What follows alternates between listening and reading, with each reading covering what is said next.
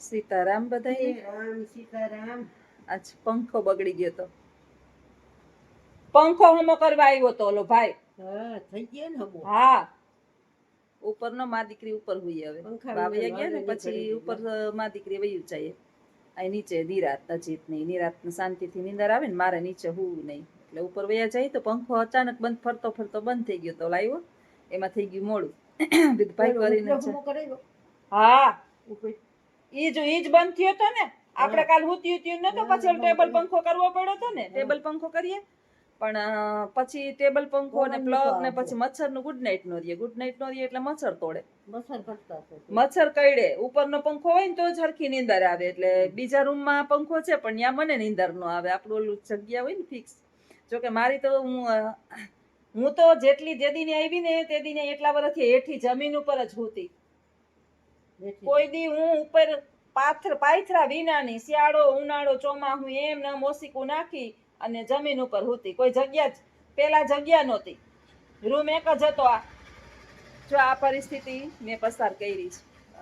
એક જ અમાર રૂમ, એમાં મારા નણંદની છોકરી, મારા નણંદનો દીકરો, પછી મારા જેઠનો દીકરો રહેતો તે નાની માન ઘરે, પણ અહીંયા ઓલા બે હોય ને એટલે આઈને હુઈ જાય દે. પછી 3 મારા હાહુ હાહરા અને અમે 4 જણા. એક આ હોલ છે ને એક જ હોલ હતો, એમાં 6 જણા અમે ને 3 છોકરા બીજા ભણતા. 9 આમાં હુતા. આમાં મારી હુવાની જગ્યા ક્યાં હોય, એમાં સેટિયું આ 3, એમાં બધા બબે 3 હલવાય ને અમે મિનલ ને છોકરા નીચે હુઈએ. એટલા વર્ષ 18 વર્ષની એમ કાઢ્યા નીચે જમીન ઉપર હુઈને. વિચારો, કમાતા કરતા બધું એમ કરતા કરતા ઉપર મકાન બનાવ્યા. પછી 6 મહિના બાપુ વયા ગયા, એટલે બાને નીચે એકલાવને નીંદર પછી ના હુવા દેવાય, એટલે નીંદર 6 મહિના ઉપર અમે હુતા. ત્યાં તો બાપુ વયા ગયા એટલે વળી પાછા બા નીચે એકલા ન હુવે, બાપ પેલેથી એકલા ન હુવે, વળી પાછા બા પાસે નીચે જમીન ઉપર હુતા. હું બા બે નીચે હુએ, બાકી બધા ઉપર હુવે. એમ કરતા કરતા બાની તબિયત લઈ એટલે બા પાસે જમીન ઉપર હુવાનું બારાતે ભૂલી જતા, બાયણા ખોલીને બારવા વયા જાય એટલે બાનું ધ્યાન રાખવું પડતું. આમ ને આમ એટલા વર્ષ કાઢ્યા. હવે બા વયા ગયા એટલે હવે ઉપર છેલ્લા કેટલા દિવસ, જોકે 11 12 13 દિવસ તો તોય નીચે હું ત્યાં 4 દિવસ ત્યાં ઉપર જાતી હું મારી માં. 17મો દિવસ છે. 4 આપણે હરખા તમે આવ્યા ને આપણે તે દિને હું ઉપર હું, નકર નીચે જમીન ઉપર જ હુવાનું. તોય બાને મજા નહોતી ને એલા વયા ગયા આપણે ના નીચે હુત્યું, માં દીકરી નીચે હુત્યું. જમીન ઉપર જ એટલા વર્ષ કાઢ્યા. એમને જિંદગીની જે જુવાની આપણી હોય એ બધી તો એમાં વહી ગઈ. હવે બસ ભગવાને જગ્યા આપી કે હવે આ વીઘા એકમાં વળિયું કાઢી રાખ. ઉપર ઘણા 2 રૂમ છે પણ બાને મૂકીને કોઈ દી જવાતું નહીં ઉપર, ને બા રાતે આખી રાત જાગતા ને હુતા ને જાગતા ને, એટલે એનું ધ્યાન તો રાખવું જ પડતું. આપણે આપણું કર્મ કરે જવાનું, ફળ આપવું હોય તો ઈશ્વરના હાથમાં છે. બધા કહે બેન હવે તમે બા વયા ગયા ને તમારી જેમ જ મારે હતું, હું બહુ સુખી થઈ, મારા હાહુએ મને આશીર્વાદ આપ્યા. એમ એક બેનની કમેન્ટ હતી, સાચી વાત છે. મારા હાહુ બહુ આશીર્વાદ આપતા, મારા હાહરા એવા આશીર્વાદ આપતા. એક બેન કહેતા હતા કે મારા હાહુ મને બહુ આશીર્વાદ આપતા, હવે હું બહુ જ સુખી છું. મા બાપના આશીર્વાદ તો ફળે ને, બધાને ફળે ને, કાંઈ વાંધો નથી. સગવડ હતી પછી તો, પણ બાને કારણે મારે બાની ધ્યાન રાખવું ને આમ ને તેમને. પછી એક મગજની અંદર ટેન્શન જ કે નહીં રાતે નીકળી જાહે તો, નહીં રાતે નીકળી જાહે તો, એટલે ઓલા કાક આશીર્વાદ તો મળે ને. હા આતડી ઠરે તો આશીર્વાદ મળે અને બરે તો બારે.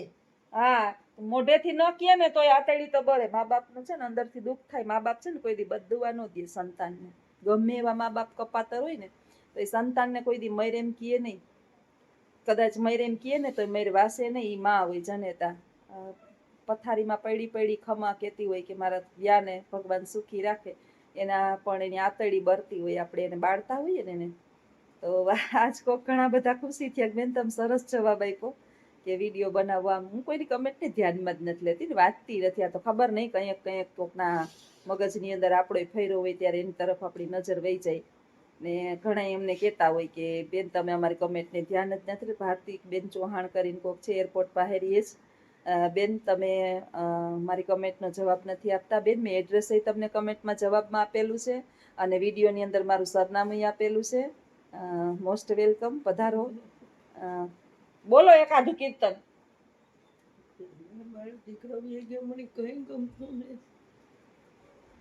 તો હવે શું કરવું એના માટે? કઈ નથી થતું બસ. આપણે કાંઈ એનો ઈલાજ હોય તો કરી શકીએ કાલો ભાઈ આ ઈલાજ છે કે લાખ રૂપિયા દઈએ 5 લાખ દઈએ કે આપણે એના હાટાના વયા જઈએ ને ઈ પાછો આવતો હોય તો હાલો હું વયાઈ જાઉં, હું વહી જાઉં તો પાછો આવે ઈ આવી જાતો હોય તો તમે કામ હતું આ. તે મણી રખડતી મારું કઈ મારે બધું પૂરું થઈ ગયું, મારું વરી શું કામ છે, મારે કઈ કામ નથી, બે છોકરા પરણી. નાના બાર થઈ અને હું ને હું બહુ વરસમાંથી એક ઓછા ઈ વરહ ભગવાન વરહ કાંઈ ન જોવે હો માં, વરહ કાંઈ ન જોવે. ઈ ઓલા ડોહલા ના છોકરા જુવાન બે બેન ભાઈ બે જ છોકરા હતા, બે લઈ લીધા. ન્યા વરહ આપણો જ નથી ગયો, આપણે એક જ ઘેર નથી કાયા નવાઈ. આ એવડી વહી ગઈ 19 વર્ષની. એ તો કોઈના હાથમાં એ જિંદગી ટૂંકી લઈને આવ્યો છે બિચારો તે બી. હવે એનો જ કોઈ ઈલાજ જ નથી. તમે બધા કહેતા હોય ને મારા હાહુ છે ને ભૂલી જતા ને હારા, તારે ઠેકાણ ઉતારે એ તું કે ભૂલી જતા. અને ઈ હારામ હારી બાબત હતી. બાને છે ને યાદ શક્તિ છેલ્લે 4-5 વર્ષ થયા તો હાવ વહી ગઈ હતી. આપણે કહીએ ને તો અસલ હમવા મંડે ને વાતું કરે ને, અને આ બાપાને એક ને એક રટણ આપણે કહીએ ન ભૂલાય. પણ જીવનની અંદર જે એક વાસ્તવિકતા છે માં, જો જીવન ને મૃત્યુ છે ને એને આપણે સ્વીકારવું જ પડે. કરવું પડે જ નહીં. રામકૃષ્ણ પરમહંસ હતા ને, રામકૃષ્ણ પરમહંસ, એની પાસે એક બાઈ ગઈ, આ વ્યાખ્યાન કરતા હતા એ સંત. હમ. પછી એનો દીકરો મરી ગયો, એકનો એક દીકરો, એની ઉપર એની ભવ બાયરો હતો એટલે રાયડું નાખતી હતી, બીજું કઈ વ્યાજ નહોતું. પછી એને કીધું કે ભાઈ ગમે એ થાય, મારે સ્વામીજી મને મારી નાખો પણ મારા દીકરાને જીવતો. હા કરી દઉં, હમણાં કરી દઉં, તાર દીકરાને જીવતો કરી દઉં, પણ તું હું કહું ને એમ કર. એટલે બોલો હું શું કરું, એના માટે હું ગમે એ કરું. તો કે તું આખા ગામમાં જઈ અને ઘૂમરો મારી આવ કે જ્યાં કોઈ માણસ મર્યું જ ન હોય ને એને ઘેરથી એક રાઈની મુઠ્ઠી ભરતી આવી, રાઈની મુઠ્ઠી. એ કે હમણાં લઈ આવું. આખા ગામમાં રેખડી કે ભાઈ તમારા ઘેરે કોઈ મર્યું? બધા કે હા અમારા દાદા મરી ગયા, મારા હાહુ મરી ગયા, મારા બાપુજી મરી ગયા, મારી માં મરી ગઈ, મારી બેન મરી ગઈ, મારું છોકરું નાનું જન્મીને મરી ગયું, કોઈ કે મારું આ મરી ગયું, કોઈ કે મારી પત્ની મરી ગઈ, ઓલો કે મારો પતિ મરી ગયો, ઓલો કે મારું 10 વર્ષનો દીકરો મરી ગયો. આખા ગામમાં ફેરી છે. એટલે નગર શેઠ હતો ને ન્યા ગઈ કે કદાચ આ તો બહુ સુખી છે ને, ત્યાંને તો કોઈ મર્યું જ નહીં હોય, કેવા બધા જોતો. એટલે નગર શેઠે કીધું કે આ તો સુખ તો દેખાડવાનું છે, મારું તો બધુંય લૂંટાઈ ગયું. આવી અને રોવા માંડી અને કીધું કે મને જીવનનું સત્ય સમજાઈ ગયું કે હું પેલા મરું, દીકરો મરે, મરવાનું જ બધાને છે. એ દીકરો ક્યાં હું ભેગો. પછી એને રામકૃષ્ણ પરમહંસે સમજાવ્યા કે બેટા તમે જૈનમાં હતા તો એ તમારે ભેગું તમે કાંઈ લઈને જૈનમાં હતા? તમે મરહો તો અહીંયા ભેગા તમે તમારા દીકરાને દીકરીઓને તમારું કદાચ ધણી કે ધણિયાણી જીવતા હશે ને લઈને જાઓ. આ સત્યને સ્વીકાર કરવો પડે. આપણા બાપુ શું કે, તમારા ભાઈ સ્વામીજી થઈ ગયા એ શું કે, એ તો બધું સમજાવે છે. તો આપણે નો સમજીએ તો આપણે અણસમજુ કહેવાય ને. ઘડીએ ઘડીએ એક ને એક રટણ લઈને આપણે બેઠા રહીએ તો આપણે અણસમજુ કહેવાય. તમે રાતે રોતા હોય, દીએ રોતા હોય, આખો દી બેઠા બેઠા રોતા હોય, તો રોવા હાટું છું આપણે જિંદગી કાઢવાની? આનો કોઈ ઈલાજ જ નથી. નેસરો હું તો બી કઈ કે જેવું થઈ જાય કે આમ પણ એક મને ખબર છે રોઈએ કઈ પાછો આવતો ને ભગવાન એ સુખ દે તું કેમ કમાઈ દે. ઈ હું લઈને તમારું વયો ગયો, તમારું લઈને હું વયો ગયો? ઈ સુખ દુખી થઈ થઈને ગયો. 1.5 વર્ષ બિચારો, એવી બીમારી મારા ભાઈને 1.5 વર્ષ થયા સતત લીવર બગડી ગયું હતું ને, પછી ખાઈને એટલે કઈ પચે નહીં બિચારો, પેટમાં દુખે તિરાડું નાખે, એનું માન હરખું કર્યું તો ફેફસામાં તકલીફ થઈ, એનું જરાક દવા ચાલુ કરી તા, કિડની ઉપર 2 અસર થઈ, માંડ ઈ બધું ચાલુ કર્યું, લોહી ઉડવા માંડ્યું, પેટમાં પાણી ભરાય. 1.5 વર્ષ થયા એનું દુઃખ અમે જોતી હતી. હું અહીંયા 10-15 દી લઈ આવી હતી, મહિનો 1.5 મહિનો દવાખાનામાં અમે જોયું એનું દુઃખ. તમે ક્યાં નથી જોયું? રાયડું નાખતો ને, પેટમાં પાણી ભરાય તો રાયડું નાખતો ને. ઈ જીવો હોત હજી 5 વર્ષ એમને તો શું કરત તમે? કરત હું? મારે જ કેવું પડતું ભગવાન એના કરતા છોડી દે.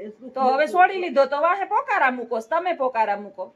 કઈ જવું મારે ભગવાન નહીં હારે ઠેકાણે વાજે. એને હતું કઈ સુખ? એને હતું બાયડી કે મારે તું હું તાર બેઠો, તું અમે બેનું કહેતી ભાઈ ઉપાધિ કરતો નહીં, બે બેનું અમે હતું ને એમ કહેતી ભાઈ તારે કઈ પૈસા ટકાની ચિંતા હોય, બેનું બિચારી ભાંડેડા શું કરે.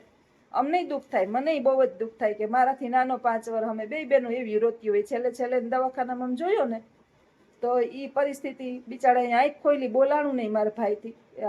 મારા બાનું છે ને મને દુઃખ છે, પણ બાની ઉંમર હતી, બાની વાડી લીલી છે. મારા ભાઈ તો બિચારો નહીં બાયડી, નહીં છોકરા, નહીં પરણેલો, નહીં કોઈ કહેવા વાળું કે અમે તારો સહારો છીએ. જ્યાંથી ને ત્યાંથી અમે બે બેનું પૈસા ભેગા કરી કરીને એટલો ઈલાજ કર્યો. 3-4 લાખ રૂપિયા અમે પ્રાઇવેટમાં નાખ્યા, તોય છેલ્લે પ્રાઇવેટ વાળાએ ના પાડી દીધી કે તમે છે ને બેન હવે ખોટા તમે તમારી બે બહેનોના પૈસા ઉડાડોમાં, માને થોડુંક રાખોમાં હાટું, અને એને તમારે નિભાવવા પડશે.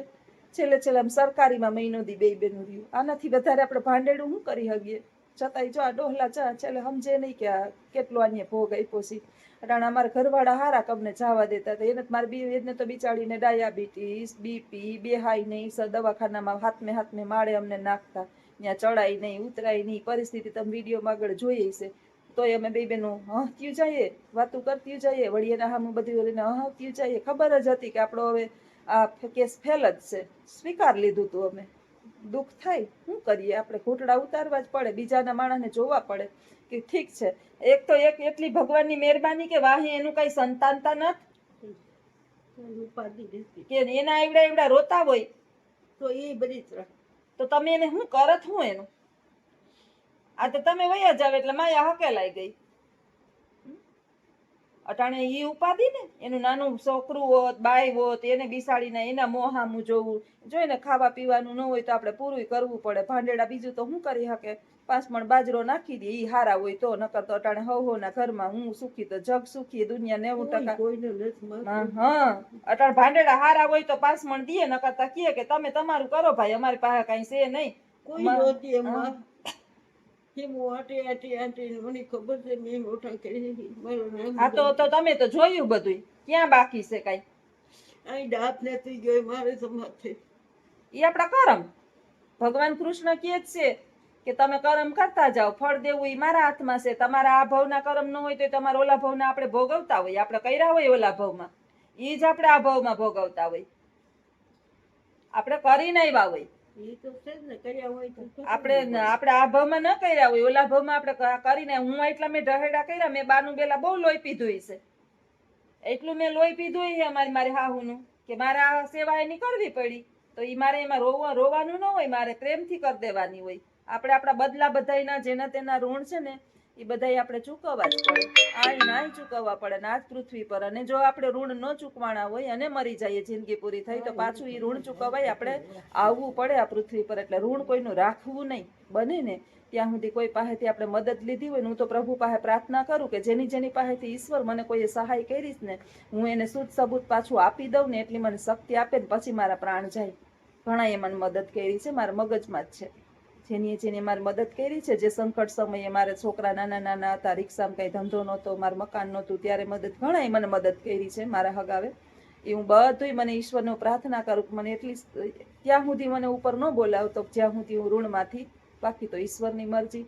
ઋણ ચૂકવવા એનો બળદ થઈને મારે જવું પડશે, દેવું તો પડશે જ. જેની પાસેથી આપણે લીધા છે એ, અને જેની આપણું રાખ્યું છે એને આપણે ઋણ ચૂકવવા જવું પડે. એટલે આ તો કર્મનો સિદ્ધાંત છે ભાઈ, સમજીએ એટલે સારું છે. આટલું સમજ છે એટલે આપણે કોઈનું ખાતા નથી. અને જાણતા અજાણતા કાંઈ ભૂલ થઈ ગઈ હોય એ આપણે ભોગવવા આવી જ પડે. તો આવજો બધાય. સીતારામ.